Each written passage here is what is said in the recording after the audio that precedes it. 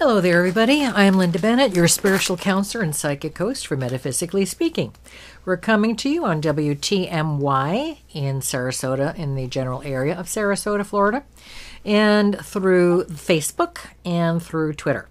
If you type in Meta, METASPEAK.com, you will find my website. There's everything there from recommended reading lists to different aspects of God, from different cultures, to little things that I want you to know about. I also posted a prayer recently that I recomposed of the Hail Marys. And you're saying, Marys? Mary? Should say Marys? Yes, Mary Mother and Mary Magdalene. Wife of Jesus, just recertified again. Catholic Church is saying, no, it can't possibly be. We've been trying to convince you that the world is created with a Father, the Son, and a ghost. How can you possibly think that's not true? So I composed it. It's yours free. I've been teaching it to my students for years. And I think once you say it several times and think about it, it's going to make tremendous sense. There is no Mother of God. Jesus was married to Mary Magdalene. That's Mary of Magdala, because she came from the town of Magdala. Remember, people were not known by last names. They were known by lineages and townships or villages. And I think it's about time we acknowledge the work and the stress and the tremendous gift that the Marys and the women of the world and the universe have given us. And to me, it's just a lovely, simple, beautiful prayer, and it's yours to enjoy. And I got it in meditation years ago. I don't remember the exact date. My executive producer, Shawnee here, if you have that original paper I gave you, you lost the original paperwork I gave you? How harketh can that be? Anyway, tonight we're going to be finally talking about the galactic alignment of 2012, December 21st. If those of you who've been calling my message machine, calling my office, and you've heard me say, don't ask me about 2012, just live each day graciously, or whatever I say on there, you will finally be relieved to hear that we're discussing it. And here's the first thing I want to say. Nobody knows exactly, number one, what date it is, because when Pope Gregory, I believe it was, ordered this fabulous, intelligent, and mathematically accurate monk to translate the calendar into one, because the Greeks were working off one calendar, the Spanish were working off another, the Germans were working off another, and don't forget the Celts had the 13-month calendar, and they wanted to erase that because 13 is the female number. Interestingly, those of you who remember know that Mary has made many of her visitations to the planet on what number? 13th. The 13th of the month. Honoring the fact that that was the original astrological sign chart, and the original months were 13. It makes really good mathematical sense, and it's something that needs to be considered. So when they converted from the Julian to the Gregorian calendar, he wasn't quite sure about certain dates and certain years, so he approximated. If by some kind of miracle it is this December 21st, which we're creeping up on very quickly, then we are having an astronomical, which we have talked about before, but I will reiterate, an astronomical event that's already taking place. And astrologically, it is very pertinent, and we're going to be talking about the different cultures that believed that this was the end of one era, ERA, and the beginning of another. So first of all, the second thing that I want to tell you is only God knows what's going to happen, and the archangels, and how much of destruction, if any, there is going to be. We've all lived through Katrina. And if you look back to the year 1888, it was the worst blizzard on record, and the New Madrid Fault, and a fault off the New Madrid Fault, which nobody knew about, tore open. They have no idea how many thousands of people were killed. And if they did, they'd be counting white people and not the Native Americans that were here for 10,000 years before, because they didn't consider them people. I don't know what they consider them, but whenever somebody is trying to take power over you, they try to humiliate you and denigrate you and step on you. And the whites did a pretty damn good job of that. So, thousands of people, because we know the amount of tribes and villages approximately, and white settlements were destroyed. People were killed and swallowed up. You can still see today, if you watch any of these shows on geography and earth changes, they will periodically show you the earth torn apart. There's two types of earthquakes. The San Andreas Fault moves north-south. That means if you're looking at a line and it's a San Andreas Fault, part of the land moves north and part of it moves south. Yes, things are torn apart, but they can survive. The New Madrid Fault, which is under the Mississippi and then different branches off that, pulls apart, moves east and west. So that means there's a gaping hole, a gaping trench where you used to be, where your home, where your village, where your town used to be, where your bulldozers used to be, whatever.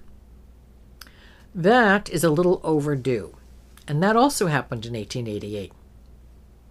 Then we had the Dust Bowl debacle, because people mowed down the grass and planted crops over and over and over again, the same stupid crops.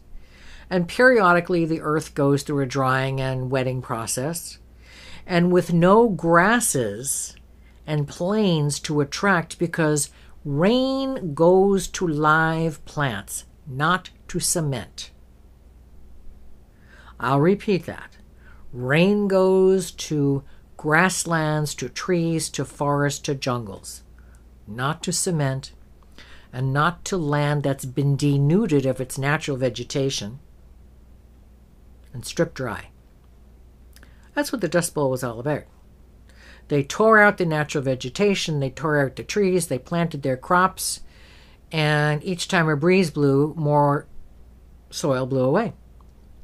And when the rain stopped coming, because there was nothing left to attract it, everything dried up and died. I lived in Denver, Colorado for a year, and I will tell you, it is unbelievable to see a dirt storm heading your way. You think you are in a terrible nightmare. As far as your eye can see up in the sky, down to the ground, there's a giant brown wall moving towards you.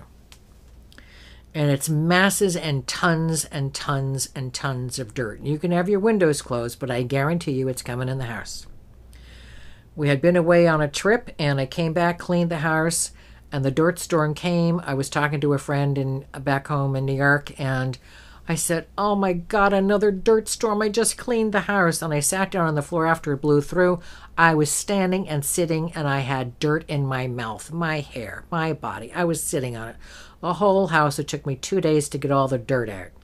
I sat on the floor and cried, and I said, "Get me out of here." So I'll tell you, that continued on for several years in the Dust Bowl area, and apparently it started in Boise, Oklahoma, which is in that tiny little strip of Panhandle area. That's where the center of it began. And it went as far east as New York City and out into the ocean. And ships out in the ocean, 300 miles out in the ocean, reported dust on their ships. Their ships had to be scrubbed. So if you think the earth isn't powerful and responding to what we do to it, you need your head examined. Of course, we had a terrible hurricane on Long Island called Carol years ago, where trees were uprooted, the roofs of houses blew off, beach bungalows just simply fell to shreds, beaches were eroded. We've had hurricanes off and on. We had Katrina, which was part man-made because of the bad levees. By the way, apparently, according to reports, they've built level 3 levees again, which is what blew apart and blasted apart in Katrina. Why bother? And we just had the nightmare of Sandy going up the east coast of the United States. Most of it is restored. The hardest hit areas were the barrier islands of Long Island, Lower New York, which is under the level of the sea. What is it called? Sea level. Sea level. It's under sea level. Why would anyone build anything below sea level? How could anyone go to sleep at night living on the beach? I have cousins on a barrier island. Here's the general rule, people. You never destroy barrier islands. You keep them natural. You keep them planted because they protect the mainland. But greedy developers and crooked politicians for years have allowed development of these barrier islands, and now most of them have been devastated. We saw a tornado. Where was it yesterday? They showed it somewhere in the Netherlands. They don't get tornadoes there. The level of the seas are rising because the Arctic has a lot of snow and ice missing. It dissolves. It changes the salinity of the salt water, which means fish that have lived there for thousands of years cannot live there anymore because it changes their electrolytes, and so they move away or they die. The larger prey, like whales and dolphins, have nothing to eat, and they die off. So if you think the planet isn't changing, I have news for you. Rivers are drying up because there's no snow melt, because there's no snow. And therefore that means there's fewer water resources for so-called civilization. So the earth gets cranky because the earth has a spirit. Some people named it Gaia, meaning Mother Earth. And it rebels. How much is going to be rebelling? How much more? How much longer? I have no idea. I am not God. The archai, who are the level of angels just below the God vibration, who speak to the archangels, who speak to the angels, they know. Here's what can change devastation into simple annoyance, and simple annoyance into peace. Calm your mind. Think of the earth as a gift resort we have been given, and that we must transform our greediness into generosity and stop moving and mowing down every tree. And that goes for Australia. I am ashamed of you, Australia. There are almost no koalas left. There are a few pockets of a lot of koalas where the land has been left. Do you need to develop inland where the koalas live? Because just like pandas, their selection of food is very limited. They only like a few types of eucalyptus. Do you need to put a housing development there? You can't leave a strip of land and say, oh, we left that for the koalas. They're used to roaming. Just like animals in Africa, they're now trying to restore certain big ranches into wildlife sanctuaries. I think the elephants have a place, a critical place on this planet. What they can teach us, the gift they give by being there for us, by vibrating their fabulous family values. That's family values, not going to church every Wednesday and Saturday and Sunday. That's family values. And I think I talked recently about this man who had saved a tribe of elephants and from extinction. He got them to freedom. And he died about 3 or 4 months ago. And when he died, out of nowhere came the elephants that he had preserved. They stayed at his home grieving for 2 days, and then they left. Were they on the phone? Did they check Facebook? I don't think so. Their souls knew, because he went to meet them after he crossed over. Their souls knew that he was no longer on the planet, and they were coming to thank the vibration where he lived and his family. Think about that. How did the elephants know?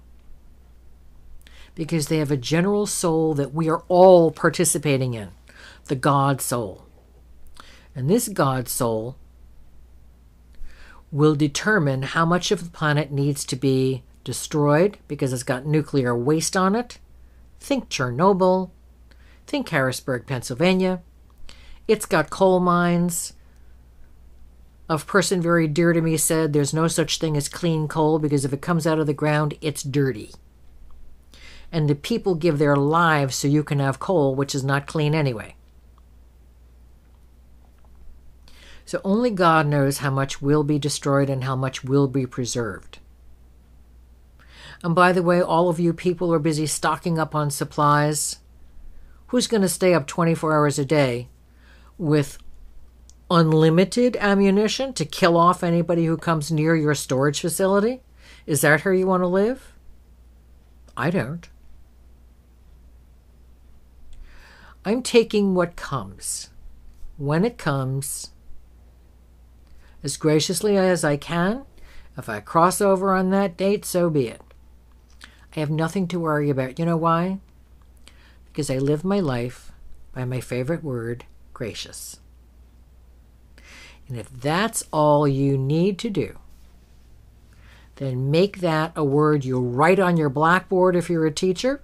You write on a big piece of paper and stick it on your refrigerator. Stick it in your bathroom mirror. Spell it, learn it, operate under term gracious. And as we review many of the communities that have talked about the shifting of consciousness, you will see those who lived in graciousness and those who were living their personal lives in graciousness, even though their communities and religions were not. It doesn't matter what religion you come from. One of my favorite people on the planet is Dr. Oz, and he's Muslim. And he meditates. And his wife's got him being a vegetarian. Deepak Chopra, another one. Marianne Williamson. I think she went a little too Christian, but if you are teaching Jesus' message, I don't care. Jesus' message, as we covered on the Christmas show, treat others as you'd like to be treated, love God, love each other as you love God. We're coming back. We're going to talk about some of the tribes. I'm Linda Bennett. Stay with us. And this is Linda Bennett with Metaphysically Speaking. We're coming to you over WTMY in Sarasota, as well as the internet, Facebook, tweet. Type in Metaspeak, METASPEAK.com. You'll find my website. We've got everything up there from recommended reading lists to different aspects of God and explanations, whether regardless of what religion they are. And I'm sorry, I'm making crinkling sounds because I'm holding some paperwork. And we've got some of the old television shows that I've done. One of my students, as a surprise, posted them for me. And our archived radio shows. So you will learn about metaphysics by working with Metaphysically Speaking. I recommend Atlantis Rising, not for brand new beginners because you're not going to know the facts from the fiction. You might want to try Fate magazine, which is really good, UFO magazine, which is really good, and the different authors like Robert Bluval and Robert Schock. It was Robert Bluval, Robert Schock. I got it confused in my last program. Anthony West, and the different people you see on these shows on Ancient Aliens and Ancient History. They're excellent people. They're very resourceful, and they're going to give you good, solid information. Now, let's talk about some of the people who were the prophets of this coming of age, from Nostradamus to Edgar Cayce, the Hopis talking about the blue star. You're saying, blue star, why does that seem familiar? We're going to get back to that. The South African Zulu shaman Credo Matwa, I hope I'm saying it properly. Certain interpretations of the Bible. The prophecy of popes, which was considered attributed to Saint Malachi, who was a psychic, which really ticked off the Pope, but he happened to be accurate in the things that he was discussing. And it's a list of 112 short phrases in Latin. And he described each of the Roman Catholic popes, along with a few of the anti-popes, which would be Borgia, You think Borgia, where is that name coming from? Lucretia Borgia was blamed for all the murders and the horrible things when it's really her father, who was the Pope, who was instrumental in the beginning of the Protestant Reformation because he was selling indulgences. What does that mean for those of you who are non-Catholic or never heard of it? Okay. They said, if you give us X amount of dollars, we'll see that you get to heaven. If you buy that, I've got some bridges for you. You don't buy your way into heaven. And he said that the end of the Roman Catholic popes, as long as the anti-popes, beginning with Pope Celestine II, elected in 1143, and concluding with his successor, the current Pope, Benedict. The last pope is described as Peter the Roman, whose pontificate will end in the destruction of Rome. Now, since there are several active volcanoes, and during World War II, my father landed, the movie The Longest Day was talking about the initial landing of the Americans paratrooping down in Normandy, and he had part of his head shot off. How he survived is beyond me. We've done a show on near-death experiences. If you can't find that on the archives, if you would post that for me, I will redo it for you, because his drowning experience... It's on the archives. Is it on the archives? Oh, yeah. Okay. His drowning experience was the same as one of my drowning experiences. I've had about 12 near-death experiences, 3 of them drowning. Actually, there was a 4th when I fell in the pond. So, interesting, generations later, we never talked about it, and finally we did, and I thought he was going to turn pale and pass out when he discovered that mine was the same as his. So, near-death experiences are quite illuminating. There's a show called I Survived and Back on A&E Bio, and you can find that on Saturday nights or Friday nights, anytime. And I think you can catch old shows by checking the... it's not prime time, it's the alternate to prime time. If you've got Bright House, I think it's on number 360, but you can check that yourselves. Okay, so Malachi said that Rome would be destroyed. Well, in his recovery, he was sent to an Italian hospital where they did the surgery. They put a steel plate in his head, and it took a long time. How he didn't die is beyond me. And he was watching a volcano erupt. Not a big eruption, just little eruptions. And things are becoming more active over in that area now. Remember, Santorini and Herculaneum and Pompeii went down partly down with the smothering of the ashes from those volcanoes.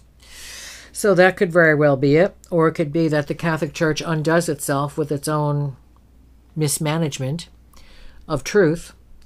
And you can only have mismanagement for so long. And then we have the Mayan prophecies. And the Mayan prophecies were talking about the end of a count, or an era, or a day. In the Bible, when it says the earth was created in 7 days, it's not 7 24-hour periods. Thousands of years are considered to be a day of Brahma, the age of Brahma, a year of Brahma. And Brahma is the creative aspect in the Hindu philosophy of the male energy of God. And the blue star that we're talking about from the Hopis, because they predicted when the blue star returns, then there will be enlightenment and changes. The blue star was just discovered the year of 2012 by an astronomer. It's called HE0437. And the researchers have decided that this is possibly a star that's in our solar system and galaxy that cycles around X amount of years. Interestingly, if you watch Haven, which I love on the Sci-Fi Channel on Friday nights, apparently the girl who plays Audrey now recycles around in different personalities. And she is a troubled person, even though they haven't identified that yet, who is able to save other troubled people and get them on the right path or get them where they need to go. And every 26 years, a meteorite comes to that area. It takes place in Maine, but I think it's filmed in Canada, and takes her away. and then brings her back in a different identification. So we're talking about cycles, and it's being postulated that this blue star has a very long elliptical path and appears in our solar system every so many thousand years. And so therefore, the blue star that the Hopi Indians talked about in part of their prophecy for the changes, that's what they're talking about. And other evidence, there's a Dr. Paul Laviolette, who wrote Earth Under Fire, who first alerted the scientific community to the existence of what he calls superwaves or cosmic pulses in 1983. He created a research foundation called the Starburst Foundation. I'm sure if you go online you can find it. And he talks about these ray particles bombarding our Earth every several thousand years. And they also feel that this was the time that Atlantis went down. Most of Atlantis went down. We had already populated a lot of the more advanced communities around the world, so the teachings could not go away. By the way, what did we talk about? The balance of the female energy of the God force and of the earth. And if you watch a lot of the Nostradamus shows and the astrology on the Nostradamus shows, we are moving and are already in, basically, and have been for maybe a year, where we look out from our solar system and we see nothing close by. We can see other galaxies in the distance, but it's like you part the curtains and there's the sunshine. So it is estimated that this is now a pathway to Earth with divine angel energy visiting, with UFO ambassadors visiting, as they've done so many times before. I had a very powerful experience years ago. One of my students in the same location looked out her window, and there was a UFO. She blinked and thought she was seeing things. She had remembered me talking about it. She realized where she was, and there it was in the sky. She turned around to answer the phone. She turned around to look back. It was gone. No doubt that this was a UFO. It was gigantic. It looked nothing like a plane. It was 100 times larger than a plane. And so therefore, they've been with us forever. And that was one of the messages they gave us. We're here. We've been here. We'll always be here. Why do the ambassadors come? Because they monitor what's going on planets with people already here and with planets that are planning to have life there. They want to make sure the air temperature, the carbon dioxide, carbon monoxide, oxygen, whatever chemicals are going to be in the air structure are appropriate for the forms of life that will be arriving. That's part of their job. And to keep peace among planets. I really wish they'd hurry, quite frankly. So it's called the Galactic Center. Nostradamus referred to it as the 13th sign of the zodiac, Ophiuchus. And that is between Scorpio and Sagittarius. We happen to be still in Scorpio, moving to Sagittarius very shortly, although you're hearing this in a sign of Sagittarius. And it's considered an opportunity for the negative aspects. A lot of electronics will go down. Well, the people in the Northeast have already discovered that because they don't have any cell phones. They don't have any televisions. They don't have any radios, unless they get to a part of Long Island or New York that has it. I think maybe, hopefully, they're going back to talking to people, talking to their families. Actually saying, oh, I remember you. I gave birth to you. I remember you. You were my mother. You were my father. You're my grandfather. It's called family, people. Hopefully, the booze shops are shut down and the bars are shut down so people will get more sober and they can't get access to drugs as easily. Hopefully. I hope the cops are rounding up the drug dealers and dumping them out to sea. So all of these civilizations and prophets were talking about the end of an era. That doesn't mean the earth blows up. The earth will be here for several more billion years. It'll blow up when it's no longer a viable place to be. According to Mayan scholars, based on the start date of August 11th, 3114 BCE, It's the close of one of the ancient Mayan calendar cycles, the end of the Baktun 13. Baktun is an era. One Baktun is a period of 144,000 days. You will see the number 144 pop up in many different places. Christians think 144,000 people will be taken off the planet if they're Christians. Where they think they're going, I got no clue. And I got news for you. Once those nut jobs get there, they're going to be kicked off. So I wouldn't be racing to go on any ship you see a bunch of Christian fundamentalists racing on. Equal to 394,000.26 tropical years. 13 Baktuns is roughly 5,125 years, but just like our new year, a new cycle begins and goes to the next Baktun. At long count, 13.0.0.0.0.0. The full long count has been 7 more Baktuns before the odometer turns over. The next big phase, the Piktun, a complete series of 20 Baktuns, will occur on October 13th, 4772, which is 27,060 years from December 2012. In other words, the ancient Mayans weren't expecting the end of time, but the continued turning of their calendar. Just like each century on our calendar is a change. And if you look at the different centuries, and the beginning of the end of them and the beginning of the new century, great changes happened. It's a natural course of events. So when they're talking about the blue star, the Hopis, it's already here, already discovered. They're already at the center of our galactic energy, because there's nothing taking the place. It's called Ophiuchus by Nostradamus, and it is supposed to bring in powerful change. If that means we have no power for a while, that's going to be a lot of destruction in a lot of places. I don't believe we should all be living here in Florida. I think they should leave it to the alligators and the cockroaches. Quite frankly. My thoughts. Obviously, I'm not a member of the Chamber of Commerce, nor do I want to be. If it weren't for air conditioning, people wouldn't live here.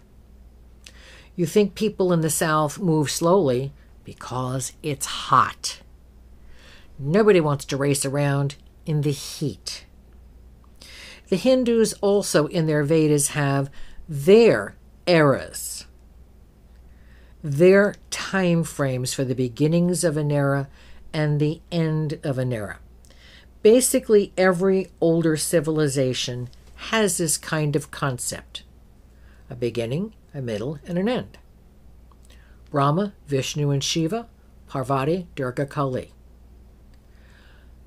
The creator, the preserver, the destroyer, both the male and the female aspect of God, bring the creation together. Another aspect of God preserves it and helps it maintain and helps it grow, and that it needs to be destroyed when it becomes self-destructive. And they start all over again in a cycle. How much destruction we'll have, nobody can tell you. But if you can get a copy of the Hindu Vedas, it'll give you the ancient wisdom of India. It'll give you the binary, in the Binary Research Institute, they popularized the idea of the Great Year Hindu cosmology, and includes an explanation of the phenomena of precession of equinoxes through the cycle of ages called yugas. Same thing with the Baktuns, we have the yugas in India.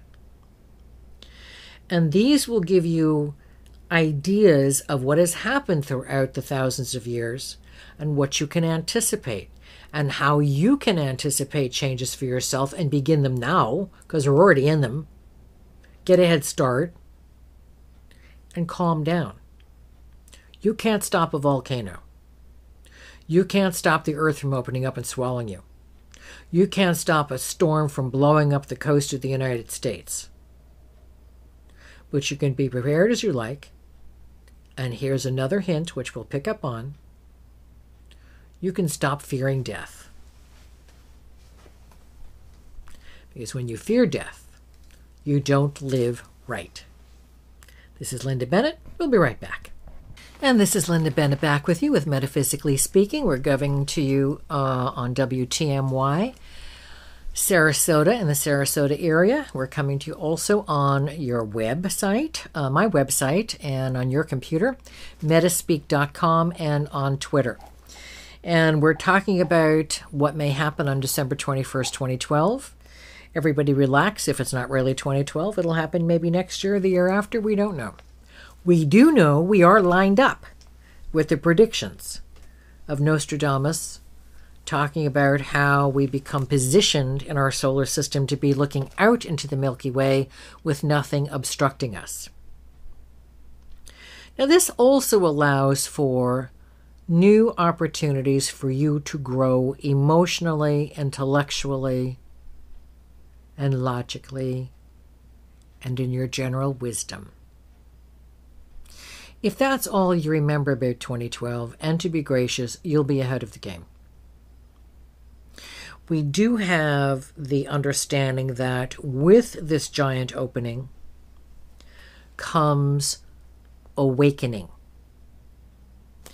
And somebody by the name of Ray Kurzweil, and I'm missing exactly what he does here in an article I'm looking at,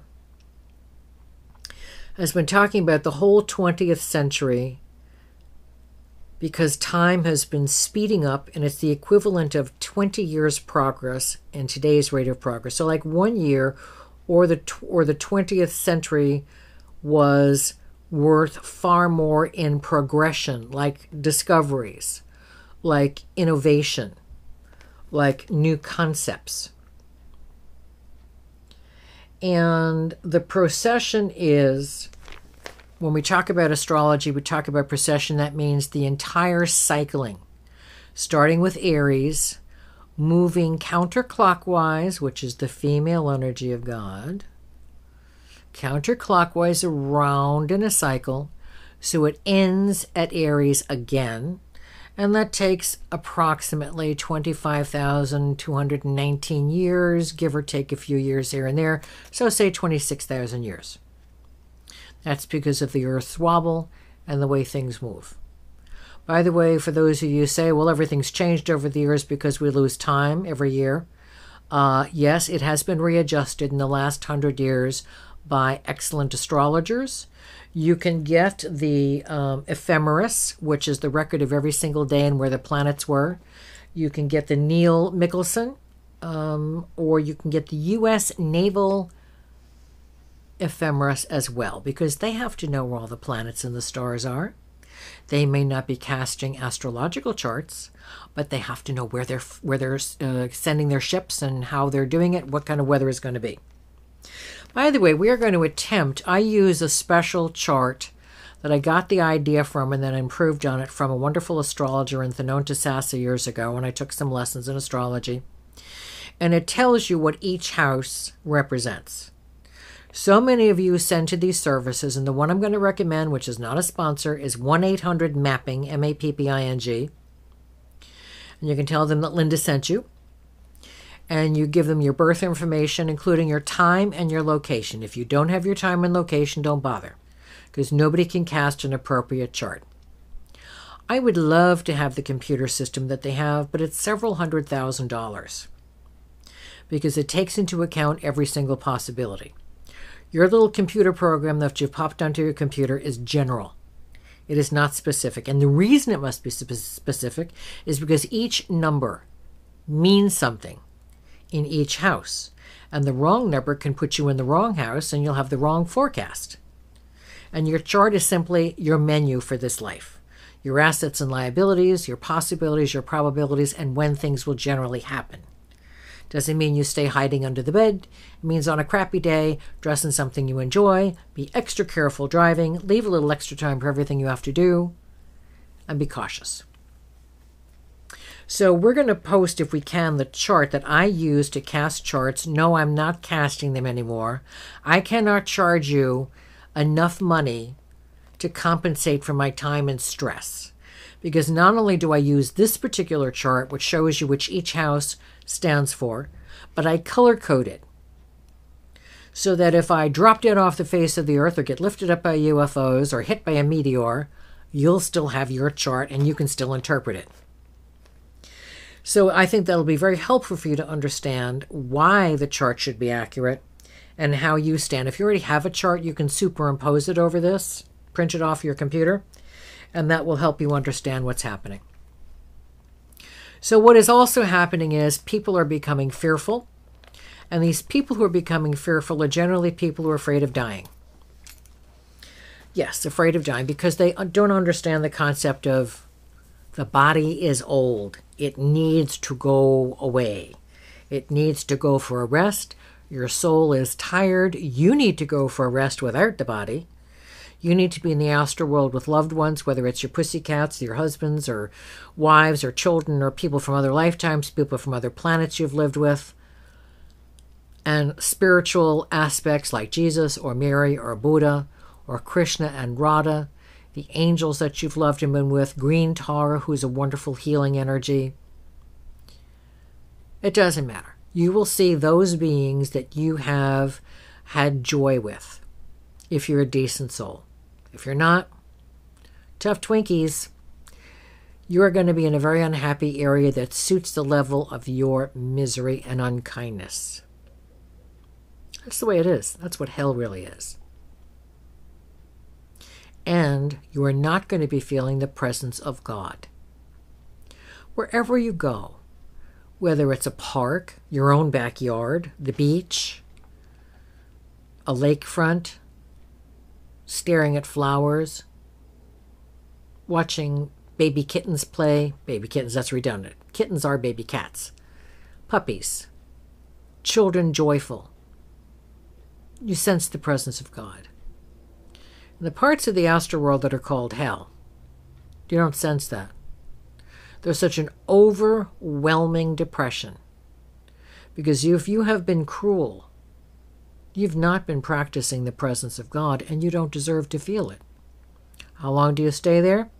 Depends upon the amount of cruelty you've created, the amount of unkindness, amount of lies and deception that you've created. You will pay for that. And then you'll be given another chance. Your lessons will be explained to you, and you'll be put on a planet in a body that will be appropriate to serving your purposes. If you live it well, you gain. If you don't, you lose. And then you're given another chance again. Because it's the goal of the God Force to have all of us reunited once again. And you're at your own speed, your own pace. You're not competing with anybody but yourself. And people who are fearful of dying, if you have a good, happy family life, you don't want to miss your loved ones, but then you suddenly discover you pop in at dinner and they don't even know it. And then you're experiencing the joys of the astral world. There's nothing to fear. I've had over 12 death experiences, near-death experiences, and I can promise you that if you're a decent soul, there is nothing to fear.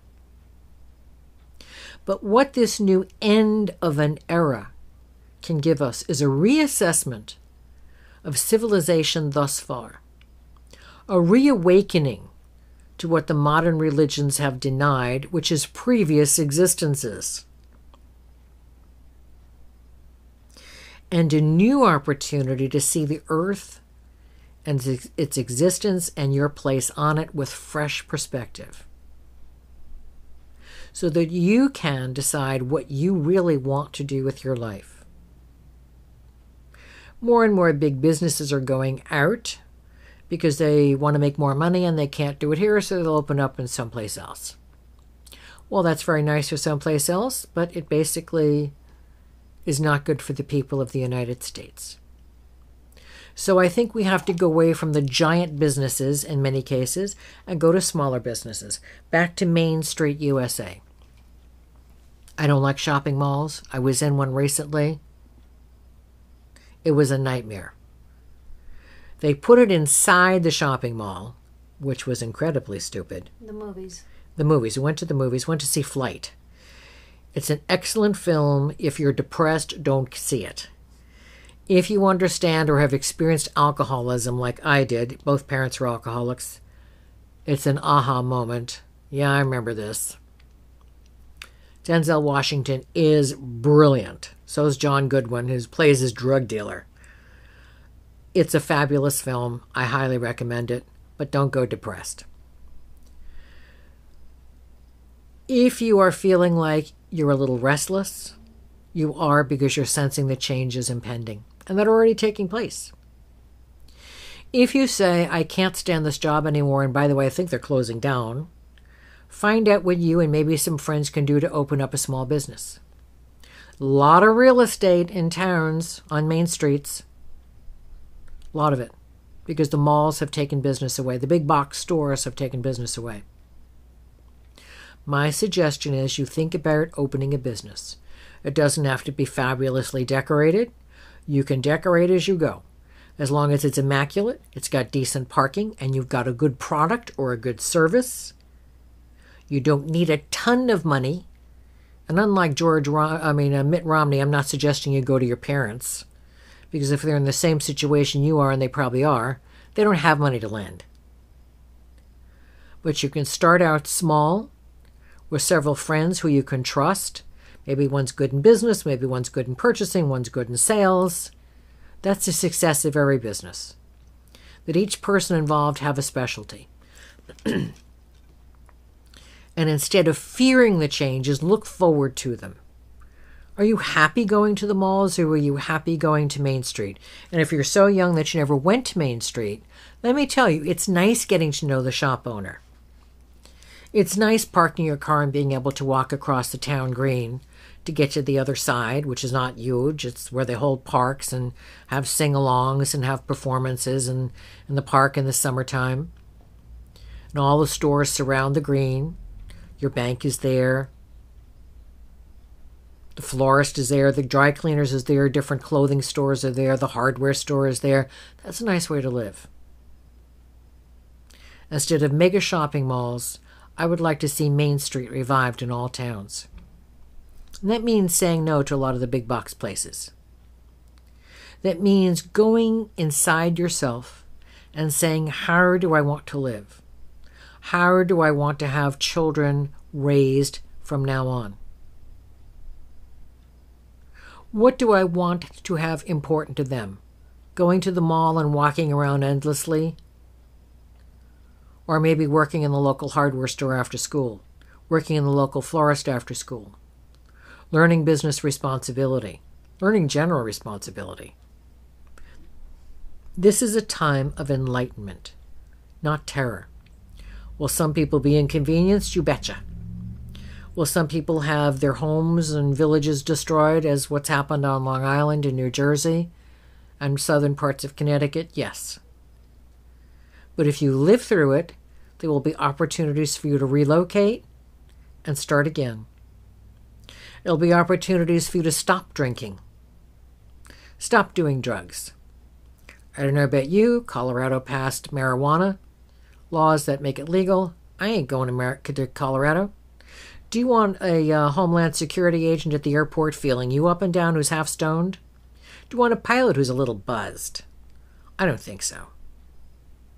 Nobody who uses alcohol and drugs uses it responsibly. You have one drink and get in the car, you're already drunk. It's my prayer for the planet that people get a sense of responsibility, personal accountability back in their lives, instead of blaming everybody else. You can't tell me you do this because it's what your mother taught you. How old are you now? How long have you been out of the house?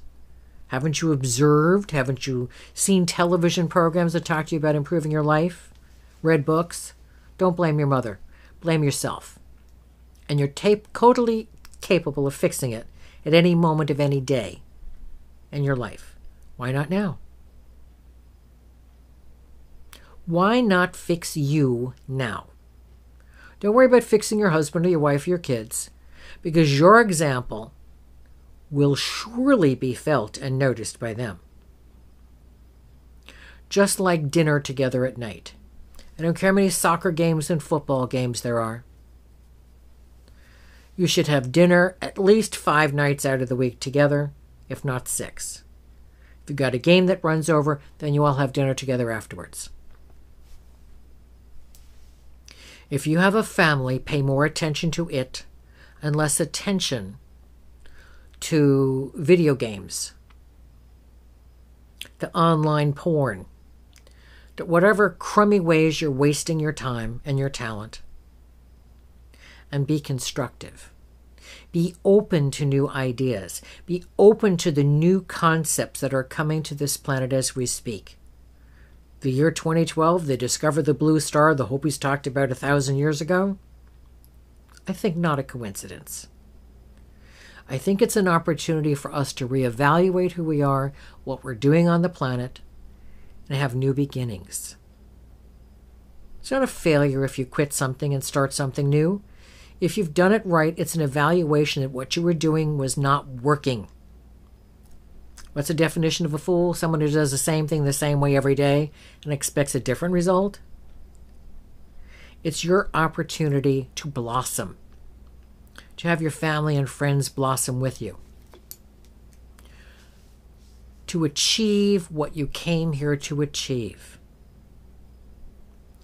Even if you say the new Hail Marys I posted on the website, or even if you say thank you God every day, even if you say I can't give a definition of God, here's part of a definition. It's not an old guy in a robe on a cloud. It's not even a man. It's not even a woman. It's a vibration of intelligent energy. Male and female together working in partnership, in harmony, to create the universe. Look up at the sky, especially if you're not near a big city with the sky already too bright. Look up at the sky and see the stars. What created that? What created the solar systems within the galaxies? What created the orbits that the planets circle around in so they don't smash into each other? Something a lot smarter than we are. So my prayers for all of us in 2012 are that we have a happy ending and a brand new enlightened beginning. Namaste. If you just open up your hearts and minds to God's universal truth, you will know that God and the angels are always with you. Linda Bennett.